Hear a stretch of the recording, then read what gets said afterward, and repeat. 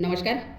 আজকে আমি মটরশুঁটি আর পাকা টমাটার দিয়ে ঝাল ঝাল চাটনি বানাবো। তার জন্য মটরশুঁটি নিয়েছি, পাকা টমাটার কেটে নিয়েছি, রসুন, পেঁয়াজ, কাঁচা লঙ্কা, মেথি পাতা, ধনিয়া পাতা কেটে নিয়েছি। এখন টমেটোগুলো, কড়াইতে তেল গরম হয়ে গেছে। এখন শুকনো লঙ্কা আর সরষে দিয়ে দেবো। সরষেগুলো ফুটে গেছে।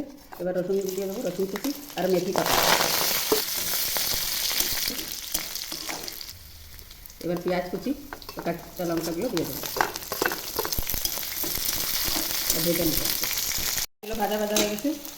এবার মটরশুঁটিগুলো দিয়ে দেবো, একটু হলুদ দিয়ে দেবো, হালকা ভেজে নেবো। মটরশুঁটিগুলো হালকা ভাজা হয়ে গেছে। এবার টমেটোগুলো দিয়ে দেবো,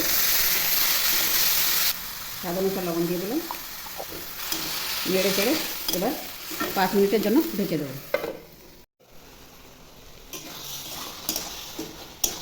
আরও ভাজতে হবে টমেটোটা।